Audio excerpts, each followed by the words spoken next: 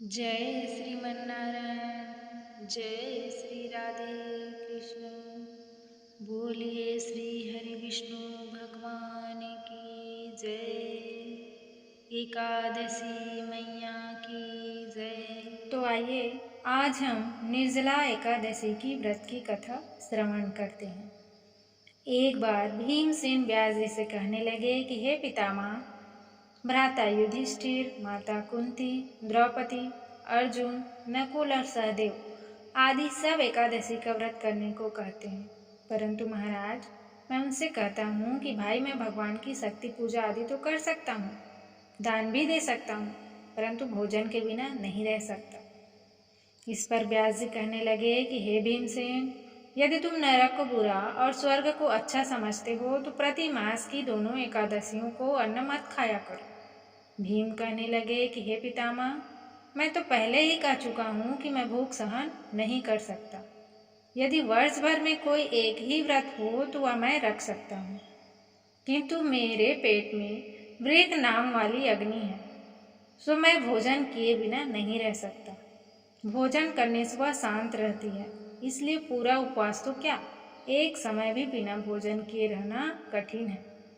अतः आप मुझे कोई ऐसा व्रत बताइए जो वर्ष में केवल एक बार ही करना पड़े और मुझे स्वर्ग की प्राप्ति हो जाए।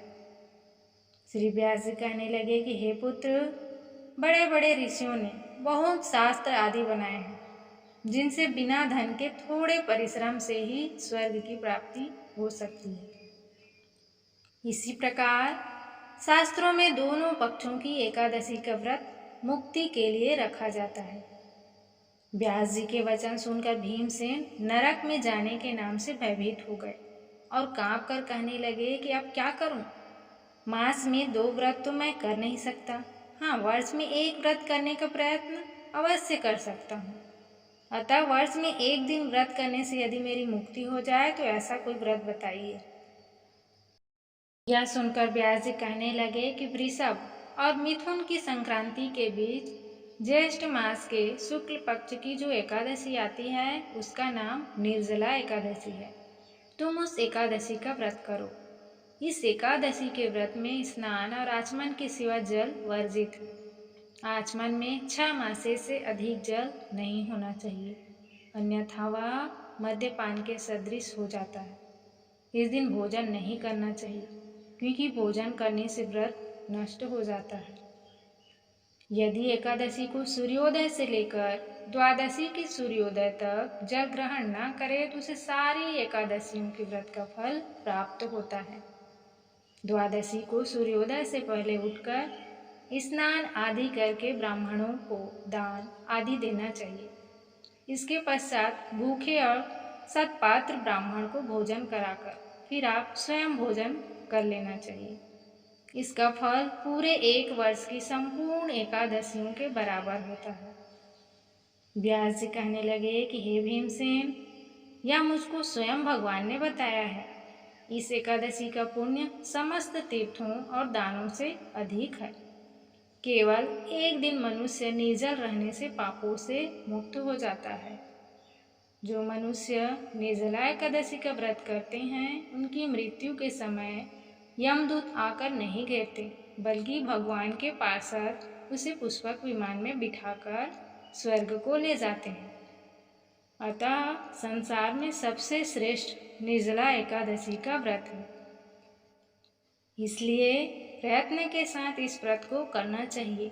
उस दिन ओम नमो भगवते वासुदेवाय मंत्र का उच्चारण करना चाहिए और गौदान करना। व्यास जी की आज्ञा अनुसार भीमसेन ने इस व्रत को किया, इसलिए इस एकादशी को भीमसेनी या पांडव एकादशी भी कहते हैं। निर्जला व्रत करने से पूर्व भगवान से प्रार्थना करें कि हे भगवान, आज मैं निर्जला व्रत करता हूँ, दूसरे दिन भोजन करूँगा। मैं इस व्रत को श्रद्धापूर्वक करूँगा, अतः आपकी कृपा से मेरे सब पाप नष्ट हो जाएं। इस दिन जल से भरा हुआ एक घड़ा वस्त्र से ढककर स्वर्ण सहित दान करना चाहिए। और जो इस दिन यज्ञ आदि करते हैं उनका फल तो वर्णन ही नहीं किया जा सकता। इस एकादशी के व्रत से मनुष्य विष्णु लोक को प्राप्त होता है। जो मनुष्य इस दिन अन्न खाते हैं वे चांडाल के समान हैं। वे वे अंत में नरक में जाते हैं। जिसने निर्जला एकादशी का व्रत किया है वह चाहे ब्रह्म हत्यारा हो, मद्यपान करता हो, चोरी की हो या गुरु के साथ द्वेष किया हो, मगर इस व्रत के प्रभाव से स्वर्ग जाता है। हे कुंती पुत्र, जो पुरुष या स्त्री श्रद्धा पूर्वक इस व्रत को करते हैं उन्हें अग्रलिखित कर्म करने चाहिए। प्रथम भगवान का पूजन, फिर गौदान, ब्राह्मणों को मिष्ठान व दक्षिणा देनी चाहिए तथा जल से भरे कलश का दान अवश्य करना चाहिए। निर्जला एकादशी के दिन अन्न, वस्त्र, जूते आदि का दान भी करना चाहिए। जो मनुष्य भक्ति पूर्वक इस कथा को पढ़ते या सुनते हैं उन्हें निश्चय ही स्वर्ग की प्राप्ति होती है।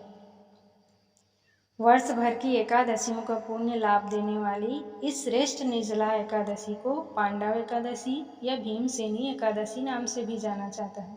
तो भक्तों, यह निर्जला एकादशी अत्यंत ही पुण्यमयी और फलदायिनी का व्रत है। इस व्रत को जरूर करें। जय श्री राधे।